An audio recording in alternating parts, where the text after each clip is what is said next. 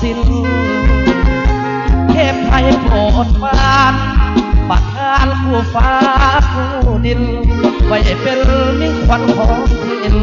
บนพื้นแผ่นดินสองขอทางมีองค์พระนังสั่งมีมนต์ขังจับใจตามนิทานเรื่องข้าวสิงใสกุมพันจ้องไว้ในแดนแห่งนี้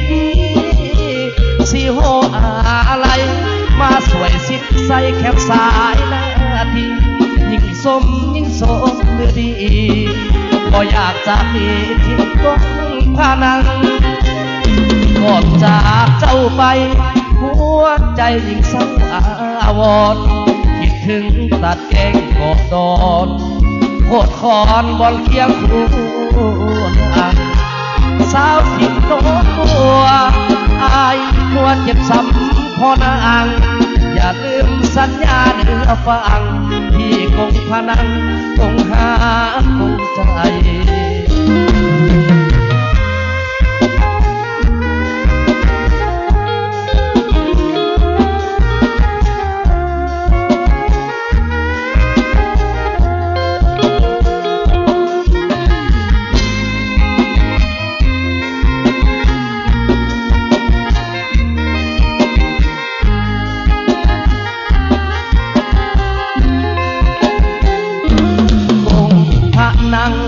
สั่งมีมนต์ขังจับใจตามนิทานเรื่องข้างสิงใสกุมพันจ้องไว้ในแดนแห่งนี้สีโหอะไรมาสวยสิ้นใสแคบสายนาทียิ่งสมยิ่งสมเมื่อดีก็อยากจะหนีทิศก้องพานัง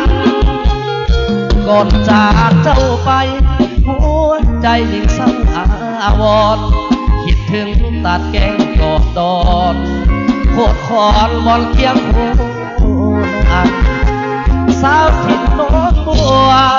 อายมัวเจ็บซ้ำพอนางอย่าลืมสัญญาเนื้อฟังที่คงพนันคงหาคงใจ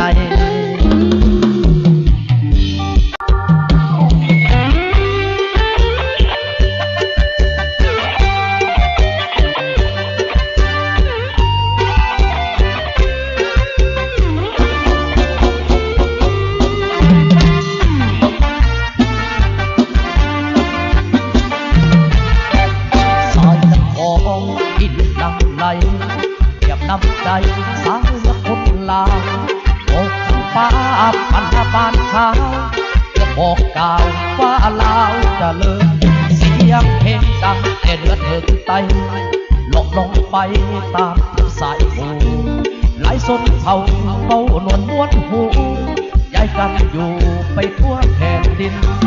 ความแก่ใสฮักไปทางแดนดีลาแม่นนิสัยคนลาว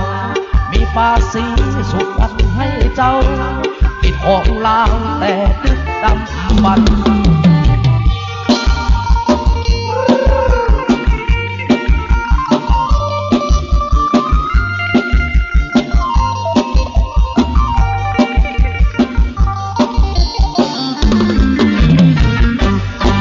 มืองลาวมีเสียงแคน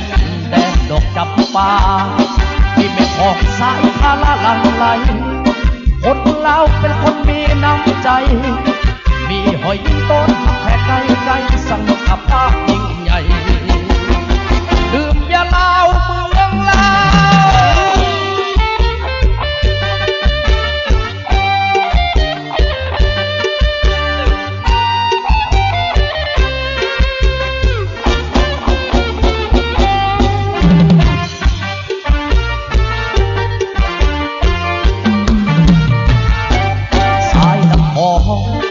หลั่งไหลเรียบน้ำใจสายเลือดคนลาวดอกจำปามันหน้าบานขาย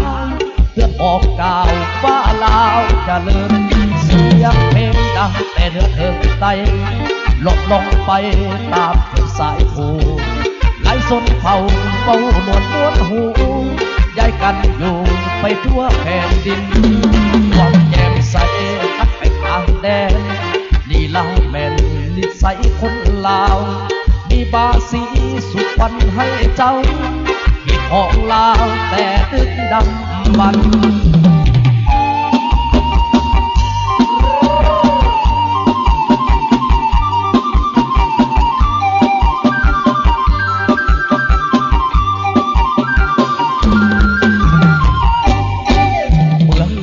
มีเสียงแคนแดนดอกจำปาที่แม่ของสายทาละลังไหลคนเราเป็นคนมีน้ำใจมีหอยต้นหักแผ่ไกลไกลสังมิตรภาพยิ่งใหญ่ดื่มเบียร์ลาวเมืองลาว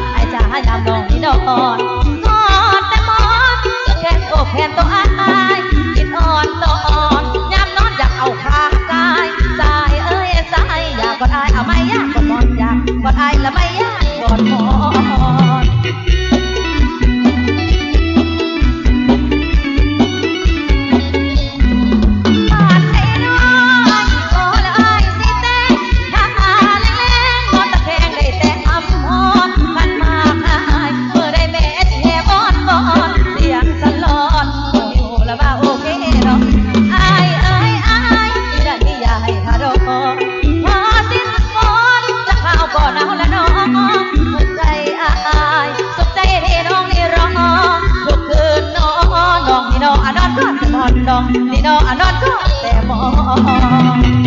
ให้มวนอีกเส้นน้ำกันเด้อ